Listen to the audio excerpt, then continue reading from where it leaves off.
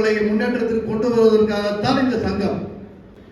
கட்டட தொழிலாளர்கள் மற்றும் பல்வேறு தொழிலாளர் சங்கத்தினை கணக்கெடுக்கும் பொழுது தையல் கலைஞர்கள் சங்கம் இப்பொழுதுதான் கொஞ்சம் வேகம் பிடித்திருக்கின்றது. அருமை சகோதரர் திரு பாபு அவர்களை போல இருக்கின்ற ஒரு சில பொதுநலம் கருதி இருக்கின்ற சில நபர்களால் காஞ்சிபுரத்தை இன்னமும் நீங்கள் அனைவரும் அதிகபட்சமாக இன்னும் அந்த உறுப்பினராக சேராத நபர்களை எல்லாம் சேர்க்க வேண்டும். வருடத்திற்கோ மாதத்திற்கோ சந்தா செலுத்தி சங்கத்தை வலுப்படுத்த நமது மாநில தலைவர் அவர்களுக்கு உறுதுணையாக இருக்க வேண்டும். நிறைய பேர் இப்போ எனக்கு தெரிந்த நபர்களே காஞ்சிபுரத்திலேயே ஏறத்தாழ ஒரு 4 நபர்கள் இந்த மீட்டிங்கில் காணும்.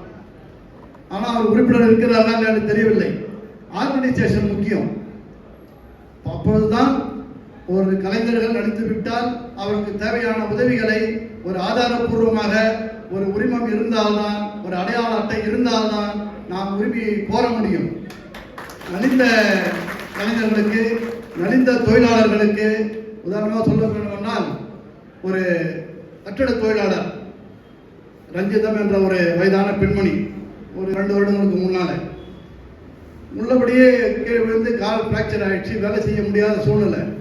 அப்போது விமல் என்ற தொழிலாளர் நல ஆணையத்தில் எனக்கு ரொம்ப தெரிந்த நபர் ஒரு அசிஸ்டன்ட் கமிஷனராக இருந்தார். அவரை போய் பார்த்து அம்மையாருக்கு உடனடியாக அடுத்த மாதத்திலிருந்து 1000 ரூபாய் உதவித்தொகை பெறப்பட்டது. அது பெறப்பட்டதனுடைய காரணம் என்னவென்றால், அந்த கட்டிட தொழிலாளர் சங்கத்திலே அவர் உறுப்பினராக இருந்த காரணத்தால் தான் செய்ய முடிந்தது. அது அல்லாமல் தனிநபராக இருந்தால் எதையும் சாதிக்க முடியாது, எதையும் நீங்கள் உரிமை கோர முடியாது. அரசாங்கத்தில் எந்த குறைநிலைகளையும் எடுத்து சொல்லக்கூடிய ஒரே ஒரு வாய்ப்பு நம்முடைய அமைப்பு தான்.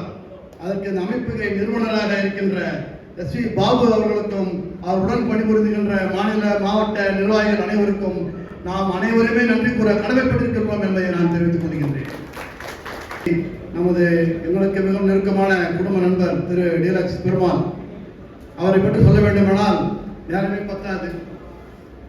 அவர் தையல் கலைஞர் மட்டுமல்ல, நீங்கள் அவரை கௌரவ ஆலோசகராக கொடுக்கிற மாதிரி கேள்விப்பட்டேன். இந்த வட மாநிலம் பொறுத்தவரை காவல்துறை, நாம் சார்ந்த காவல்துறையை பொறுத்தவரை அவரை தெரியாத நபர்கள் என்பது நிச்சயமாக யாரும் இருக்க முடியாது. காவல்துறையில் முக்கியமானது பணி செய்வதை விட மிடுக்காக அனைவராலும் எதிர்பார்க்கப்படுவது, அனைவராலும் உற்று நோக்கப்படுவது சீருடை. நான் 1976ஆம் ஆண்டு காவல்துறையிலே பணியில் சேர்ந்துவிட்டு அடுத்து ஓரிரு வருடங்களிலேயே எங்களுக்கெல்லாம் காவல்துறை எல்லாம் சீருடை ஆய்வு நடக்கும். இன்ஸ்பெக்ஷன், கிட் இன்ஸ்பெக்ஷன் என்று சொல்வார்கள். அதில் நான் சீருடையில் அந்த அணிவகுப்பு நடந்த பொழுது, அப்பொழுது இப்போதான் டிஜிபி, அப்போ ஐஜி திரு ட்ரேசின்னு ஒருத்தர் இருந்தார். அவர் நேராக என்னை பார்த்தவொடனே என்னுடைய நம்பரை பின்னாலே ஒரு ஆய்வாளர் குறிப்பெடுத்துக் கொள்வார், குறை நிறைகளை குறிப்பெடுத்துக் கொள்வார். எனது நம்பரை குறிப்பெடுத்துக் கொண்டு சென்று விட்டார்கள். நான் உள்ளபடியே பயந்து விட்டேன். ஏதோ குறைகள் இருக்கா பொழுது நம்முடைய சீருடையிலேயே என்ன குறை தெரியல, சீருடைக்காக நீட் டர்ன் அவுட் அப்படின்றதுக்காக ஒரு ஆய்வு. அப்புறம் எல்லாம் முடிஞ்ச பிறகு பார்த்தா என்னை அழைத்து உங்களுடைய டர்ன் அவுட் வெரி பெஸ்ட்னு சொல்லிட்டு எனக்கு ரிவார்டு கொடுத்தாங்க. அதனுடைய பங்கு, அதனுடைய முழு மரியாதையும் அந்த ரிவார்டும் சேர வேண்டிய இடம் யாருக்கு என்றால் அது உங்களை போல தையல் கலைஞருடைய சகோதரர்கள். அதை நான் இன்றளவும் நான் அநேகமாக 1978 நினைக்கின்றேன்.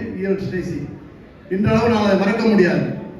இப்படியெல்லாம் தையல் கலைஞர்களுடைய பங்கு சமுதாயத்திலே திருமணம் என்றாலும் கூட சரி, அணிகலன் இல்லாமல் நடந்துவிடும். ஆனால் அழகான ஆடை இல்லாவிட்டால் திருமணம் சிறப்பாக இருக்காது. அப்படிப்பட்ட இந்த தையல் கலைஞர்கள் பல வகையில் நீங்கள் எல்லாமே சமுதாயத்திலே பொதுமக்களுடைய இதை நீங்கள் வருவாயாய் பார்க்காமல், உதாரணமாக சொல்ல வேண்டும் என்றால் இன்னொரு குறிப்பு சொல்கின்றேன்.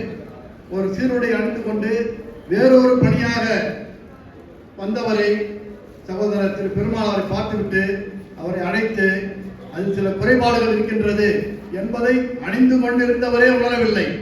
இவர் அவரை அழைத்து அமர வைத்து அவருக்கு தேநீர் வாங்கி கொடுத்து அந்த சீருடையை கட்ட சொல்லி அதை திருத்தி அமைத்து கொடுத்த பெருமை பல்வேறு மாவட்டங்களில் பல்வேறு நபர்கள் சொல்லக்கூடிய ஒரு அம்சம் இந்த தையல் கழகத்துக்கு மட்டும்தான் அந்த பெருமை உண்டு. இந்த சங்கம் மிக முக்கியமான சங்கம். சங்கத்தினுடைய ஒற்றுமையையும் அதற்கு தேவையான வளர்ச்சிக்கும் உறுதுணையாக இருக்க வேண்டியது பொருளாதாரம். வளர்ச்சி உள்ளவர்கள் முடிந்தவர்கள் பொருளாக உதவி செய்யுங்கள், இயலாதவர்கள் உறுதுணையாக அவர்களுக்கு நின்று ஆதரவை தாருங்கள் என்று கூறி மிக்க பணிவுடன் மீண்டும் ஒரு வணக்கத்தை தெரிவித்துக் கொண்டு விடைபெறுகின்றேன். நன்றி, வணக்கம்.